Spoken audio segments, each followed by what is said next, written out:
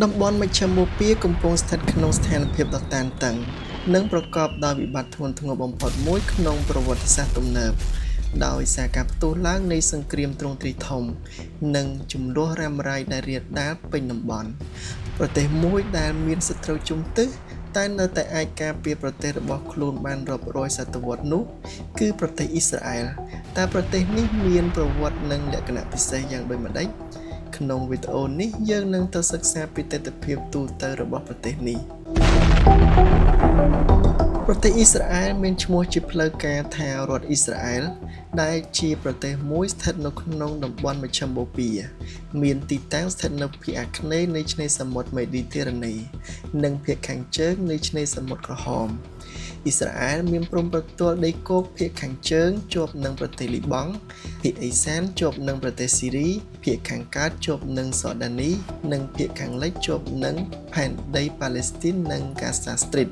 និងភាគនិរតីជាប់នឹងប្រទេសអេស៊ីបគឺប្រទេសនេះស្ថិតនៅចំកណ្ដាលប្រទេសអារ៉ាប់ទាំងអស់តែម្ដងប្រទេសនេះមានលក្ខណៈអំណោយផលផ្នែកភូមិសាស្ត្រនៅក្នុងតំបន់ដ៏តូចមួយរបស់ខ្លួនមជ្ឈមណ្ឌលសេដ្ឋកិច្ចនិងបច្ចេកវិទ្យារបស់អ៊ីស្រាអែលគឺស្ថិតនៅក្រុងតេលអាវីវដែលធ្លាប់ជារដ្ឋធានីរបស់អ៊ីស្រាអែលដោយនៅចុងឆ្នាំ2017ក្រុងបុរាណសេរូសាឡឹមបានក្លាយជារដ្ឋធានីថ្មីដែលទទួលស្គាល់តែម្ខាងដោយអ៊ីស្រាអែលនិងសម្ព័ន្ធមិត្តអាមេរិកក្នុងរដ្ឋបាលលោកប្រធានាធិបតីដូណាល់ត្រាំប្រហែល 3000 ឆ្នាំមុនគ្រិស្តសករាជជនជាតិជ្វីសបានផ្ដើមធ្វើចំណាកស្រុកដំបូងគេបង្អស់ក្នុងនាមជាជនជាតិភាគតិចដើម្បីភៀសខ្លួនចេញពីទេសភាពនៅអេស៊ីប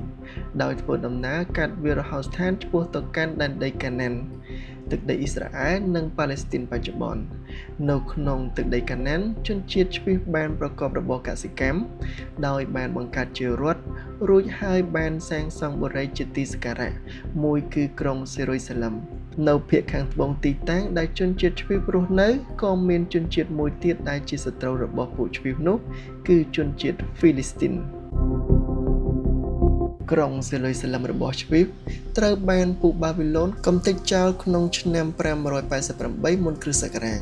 ហើយជនជាតិជ្វីសទាំងអស់ត្រូវបានគេជម្លៀសចេញពីទឹកដីកំណើតយកទៅបាប៊ីឡូនរហូតក្រោយពេលអាណាចក្រពាក្យវាដណ្ដើមកាន់កាប់បានបាប៊ីឡូនទើបស្ដេចនៃអាណាចក្រពាក្យអនុញ្ញាតឲ្យជនជាតិជ្វីសវិលត្រឡប់ទៅប្រទេសកំណើតរបស់ពួកគេវិញក្នុងឆ្នាំ63មុនគ្រិស្តសករាជទឹកដីអ៊ីស្រាអែលដូចគ្នានឹងទឹកដីជាច្រើននៅក្នុងតំបន់ត្រូវអាណាចក្ររួមចូលកាន់កាប់និងត្រួតត្រាកាលនោះអាណាចក្ររួមមានកម្លាំងខ្លាំងក្លាណាស់ជនជាតិជ្វីសមិនសុខចិត្តទ្រាំរស់នៅក្រោមការត្រួតត្រារបស់អាណាចក្ររួមក៏បាននាំគ្នាងើបឡើងបង្កើតចលនាបះបោរប្រឆាំងការត្រួតត្រារបស់អាណាចក្ររួមក៏ប៉ុន្តែចលនាបះបោរនោះត្រូវបានទាហានរ៉ូមវាយបំបាក់ហើយក្រុងសេរូសាឡឹមដែលជាទីសក្ការៈរបស់ជនជាតិជ្វីសក៏ត្រូវបានវាយកំទេចចោលផងដែរជនជាតិជ្វីសទាំងអស់ត្រូវបានបណ្តេញចេញពីទឹកដីកំណើតសាជាថ្មីម្ដងទៀតហើយដែនដីអ៊ីស្រាអែលទាំងមូលត្រូវបានអាណាចក្ររួមប្តូរទៅជាដែនដីប៉ាឡេស្ទីនវិញហេតុដែលអាណាចក្ររួមប្តូរឈ្មោះដែនដីអ៊ីស្រាអែលទៅជាប៉ាឡេស្ទីននេះទំនងដោយសារអាណាចក្ររួមចង់ដាក់ទោសនិងចង់សងសឹកចំពោះជនជាតិជ្វីសដោយសារប៉ាឡេស្ទីនជាឈ្មោះក្លាយពីហ្វីលីស្ទីនដែលជាជនជាតិរស់នៅភាគខាងត្បូងជាប់នឹងទឹកដីអ៊ីស្រាអែលនិងជាសត្រូវចាស់របស់ពួកជ្វីសផងការបណ្តេញចេញដោយអាណាចក្ររួមធ្វើឲ្យជនជាតិជ្វីសត្រូវបែកបាក់និរាសព្រាត់ប្រាសទៅរស់នៅក្នុងសហគមន៍ជាជនជាតិជ្វីសនៅបរទេសហើយលែងវិលត្រឡប់មកកាន់ទឹកដីកំណើតនិងគ្មានឱកាសបង្កើតប្រទេសជាតិវិញជារៀងរហូតឯទឹកដីអ៊ីស្រាអែលដែលត្រូវបានប្តូរឈ្មោះទៅជាប៉ាឡេស្ទីនក៏លែងស្គាល់ឯករាជ្យដោយត្រូវបានមហាអំណាចប្តូរដៃគ្នាគ្រប់គ្រងពីមួយទៅមួយដែលភាគច្រើនគឺក្រោមការកាន់កាប់នៃមហាអំណាចកាន់សាសនាអ៊ីស្លាមចុងក្រោយបង្អស់នៅដើមសតវត្សទី20ទឹកដីប៉ាឡេស្ទីននេះត្រូវបានធ្លាក់ក្រោមអាណាព្យាបាលរបស់អង់គ្លេសដែលសត្រូវនោះពួកអឺរ៉ុបជាពិសេសប្រទេសអង់គ្លេសនិងប្រទេសបារាំងជាប្រទេសខ្លាំងក្លាដែលតែងតែដាក់អាណានិគមលើប្រទេសនានារហូតដល់ក្រោយសង្គ្រាមលោកលើកទី2 សហគមន៍ឆ្ពោះដែលបានប្រមូលផ្ដុំបង្កើតបានជាចលនាសូនីសនៅបរទេសបាននាំគ្នាវិលត្រឡប់ទៅទឹកដីកំណើតវិញនៅក្នុងឆ្នាំ1947ក្រោយពេលអង់គ្លេសបានសម្រេចបញ្ចប់អាណានិគមលើដែនដីប៉ាឡេស្ទីនមហាសន្និបាតអង្គការសហប្រជាជាតិបានសម្រេចបែងចែកដែនដីប៉ាឡេស្ទីនជារដ្ឋឯករាជ្យពីរគឺរដ្ឋមួយសម្រាប់ជនជាតិអារ៉ាប់ប៉ាឡេស្ទីននិងរដ្ឋមួយទៀតសម្រាប់ជនជាតិជ្វីបសេចក្តីប្រកាសបែងចែកទឹកដីប៉ាឡេស្ទីននេះត្រូវបានអនុម័តដោយសម្លេង2ភាគ3ប៉ុន្តែប្រទេសអារ៉ាប់ទាំងអស់សុទ្ធតែបោះឆ្នោតប្រឆាំងដោយពួកគេជំទាស់មិនចង់ឲ្យបង្កើតរដ្ឋសម្រាប់ពួកជ្វីបដោយគេចាត់ទុកថាពួកជ្វីបជាជនបរទេសដែលរស់នៅក្នុងទឹកដីប៉ាឡេស្ទីនព្រោះថានៅពេលនោះនៅក្នុងទឹកដីប៉ាឡេស្ទីនមានជនជាតិជ្វីបរស់នៅតែប្រមាណជា 37% ប៉ុណ្ណោះផ្ទុយពីជនជាតិអារ៉ាប់សហគមន៍ជនជាតិជ្វីបវិញបាននាំគ្នាអបអរសាទរចំពោះសេចក្តីប្រកាសចែកទឹកដីប៉ាឡេស្ទីននេះនៅខែឧសភាឆ្នាំ1948ពួកជ្វីបនៅប៉ាឡេស្ទីនក៏បានប្រកាសបង្កើតរដ្ឋឯករាជ្យជាផ្លូវការដោយដាក់ឈ្មោះថារដ្ឋអ៊ីស្រាអែល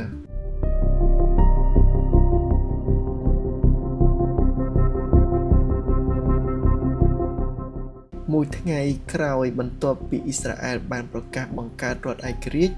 កងទ័ពមកពីបណ្ដាប្រទេសអារ៉ាប់នៅក្នុងតំបន់រួមមានលីបង់ ស៊ីរី សូដានី អ៊ីរ៉ាក់ អេស៊ីបព្រមទាំងកងកម្លាំងប្រដាប់អាវុធប៉ាឡេស្ទីនផងក៏បានបង្កើតការវាយប្រហារលើរដ្ឋអ៊ីស្រាអែលដែលទើបបង្កើតថ្មីនេះសង្គ្រាមនេះត្រូវបានគេឲ្យឈ្មោះថាសង្គ្រាមឯករាជ្យហើយវាជាសង្គ្រាមមួយក្នុងចំណោមសង្គ្រាមធំៗទាំង4របស់អ៊ីស្រាអែលនិងអារ៉ាប់ថ្មីត្បិតមានចំនួនទ័ពតិចជាងគូសត្រូវអ៊ីស្រាអែលតែងតែយកឈ្នះលើប្រទេសអារ៉ាប់គ្រប់សង្គ្រាមទាំងអស់រៀងរាល់លើកដែលអ៊ីស្រាអែលឈ្នះសង្គ្រាមអ៊ីស្រាអែលបានដណ្ដើមកាន់កាប់ដែនដីមួយផ្នែករបស់គូសត្រូវចាប់ពីពេលនោះមក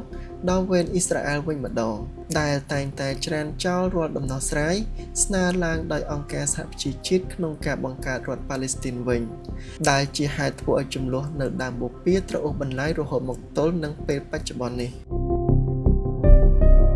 ក្នុងច្បាប់រដ្ឋធម្មនុញ្ញអ៊ីស្រាអែលបានកំណត់ខ្លួនឯងថាជារដ្ឋប្រជាធិបតេយ្យជ្វីបប្រទេសនេះប្រកាន់របបប្រជាធិបតេយ្យសេរីនិងប្រព័ន្ធសភាតំណាងហើយនឹងមានការបោះឆ្នោតជាសកលនាយករដ្ឋមន្ត្រីជាប្រមុខរដ្ឋាភិបាលរបស់អំណាចនីតិប្រតិបត្តិហើយរដ្ឋសភាគឺជាអង្គនៃអំណាចនីតិបញ្ញត្តិអ៊ីស្រាអែលគឺជាប្រទេសអភិវឌ្ឍមួយនិងជាសមាជិកអង្គការនៃកិច្ចសហប្រតិបត្តិការសេដ្ឋកិច្ចនិងការអភិវឌ្ឍបន្ថែមពីនេះអ៊ីស្រាអែលជាប្រទេសដែលរីកចម្រើនបំផុតលើផ្នែកសេដ្ឋកិច្ចនៅក្នុងពិភពលោកដោយគិតតាមទំហំផលទុនផលិតផលក្នុងស្រុកសរុបគិតត្រឹមឆ្នាំ2017ប្រទេសនេះទទួលបានអត្ថប្រយោជន៍ពីកម្លាំងពលកម្មដែលមានជំនាញខ្ពស់និងស្ថិតក្នុងចំណោមប្រទេសដែលមានការអប់រំខ្ពស់បំផុតមួយនៅក្នុងលោកបន្ថែមពីលើនេះអ៊ីស្រាអែលក៏ជាប្រទេសដែលមានពលរដ្ឋមានសញ្ញាបត្រឧត្តមសិក្សាក្នុងអត្រាខ្ពស់ហើយប្រជាជនមានកម្រិតជីវភាពខ្ពស់បំផុតនៅមជ្ឈមបូព៌ាព្រមទាំងមានអត្រាសង្ឃឹមរស់ខ្ពស់បំផុតមួយនៅក្នុងពិភពលោកផងដែរ